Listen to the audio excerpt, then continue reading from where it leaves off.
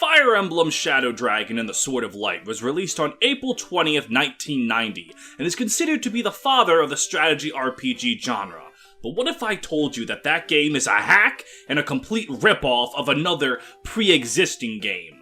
No, not that one. Let me tell you about a niche underground sport known as chess. See, Fire Emblem was invented in 1990, but chess was invented in 200 BC, which used to mean before Christ, but now means before the Common Era, because of woke. For years, many people thought that chess was invented by Pixar in order to sell more tickets to see Toy Story, but that is not the case.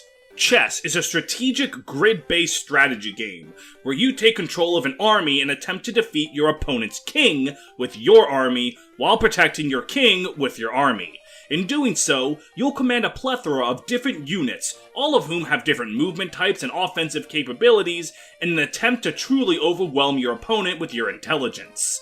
Now, not only did Kaga rip off the concept of grids and the color square from chess, but he even stole unit quality down to almost the exact detail. Let's start with the game's most important piece, the king. If the king is defeated, you lose. It doesn't matter how many other pieces you have, you are done. Much like Fire Emblem Lords. However, the king has one of the strictest movement requirements in the game, only able to move one piece at a time, and he can't really be on the front lines because losing him means death.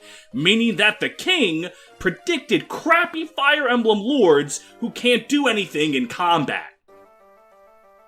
Yes, I'm putting Ike there. He's just as bad as Roy and Lynn, he's just in a game that's easier to break.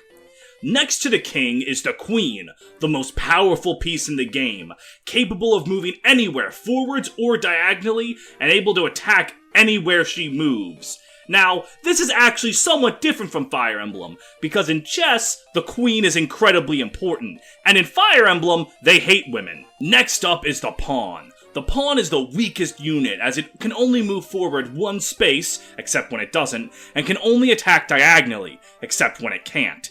However, if you manage to get these units to the other side of the map, they become promoted and can become queens. What's this? A unit with crappy initial combat that can become one of the most powerful units in the game if care is given to it. Kaga really slapped colored hair and pronouns on a pawn and called it the Est archetype, once again playing us all for fools. The next piece is the bishop. The bishop can attack and move anywhere diagonally, which again, much like Fire Emblem, proves that your faith in God equates to how powerful you are. Like, think about it. In Fire Emblem, priests and clerics are the first step to godhood, only praying and being able to cure mortal stab wounds. And when they promote and become able to deal offensive damage, often diagonally, what is the class called? The bishop!